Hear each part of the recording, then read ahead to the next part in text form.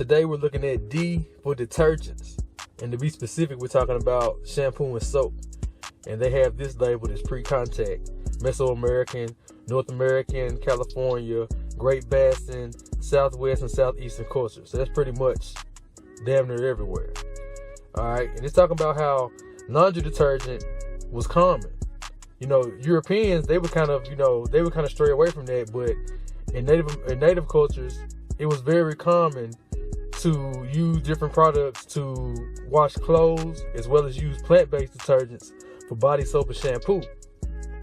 When you look at the Aztec, they were using several different plants around AD 1100. All right, they had specific trees that the Spanish would come in contact with later, and with the small fruits contained, the small fruits contained a chemical compound, capable of producing leather when mixed with water. The Aztec used this, and they used the roots of these plants.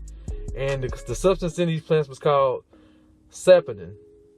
All right, and they would crush these roots and then add water to them. All right, North American Indians use several plants as detergents and personal detergents, and all of these plants also contain saponin. Different tribes use different plants as it describes here, and also they use like wild gourd or buffalo gourd as laundry detergents or bleaches. So they found certain products that they can use to create insecticides, to repel insects and things like this. So when they found these different plants, they would obviously create different body washes and shampoos, and they often use the roots of these trees. And the Cherokee also used this. You know what I mean? In many different tribes. And it talks about hair conditioners. So they had shampoos and conditioners. So it was already pretty common amongst all different tribes, and through trade and through just, different plants that were being grown in different areas. They would use these things to, for hygiene. Hygiene is very important. People say cleanliness is next to godliness. So, Europeans weren't necessarily accustomed to these traditions.